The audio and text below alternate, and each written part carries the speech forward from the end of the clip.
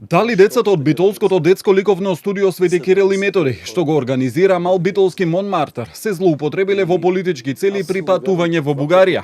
Лавина реакции предизвика информацијата дека тие на почетокот на јули, при посета на Софија во председателската палата, се сретнале со Румен Радев.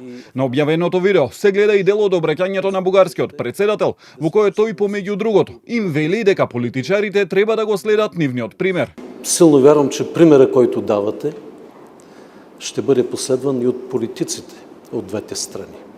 Да забравят страха, да забравят предубежденията, да направят така, че това, което ни свързва, нашата обща хилядолетна история, да бъде мост, а да не ни разделя, и то именно в името на нашето общо европейско бъдеще.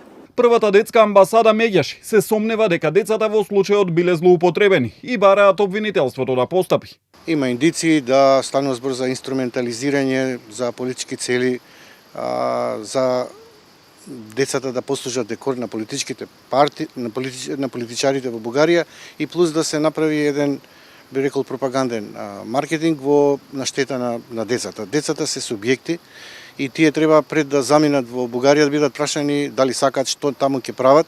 Но од детското ликовно студио не гледаат ништо спорно во посетата и средбата со Радев. Славчо Неделковски вели дека родителите дале согласно за патувањето и секојдневно биле информирани за дневните активности на децата. Ако некој тука дошол или сме отишли кај некој политичар како партиски носител на функција, тој е веќе друг муавет. Меѓутоа, ако на вратата пише титула како властодржец, во која да е форма, ние во Бугарија, ако ви интересира, во ноември бевме прв пат во Народното собрание со изложба. Читам, децата добиле брошури како работи собранието. Тоа е брошурата. Ги прими председателот на Бугарија, ти цртавме на 20 метри од председателската палата, имавме обиколка да ја разгледаме. Дали има елементи на кривично дело? Оценка ќе треба да даде битолското обвинителство.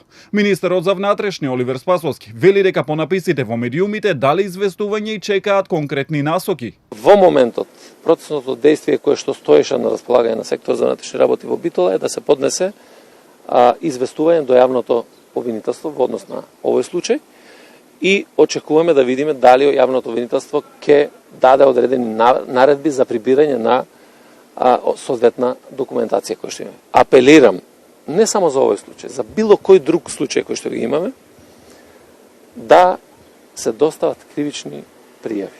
По изјавата на Спасовски дека за случајот го известиле јавното обвинителство, денеска има бура од реакции во Бугарија.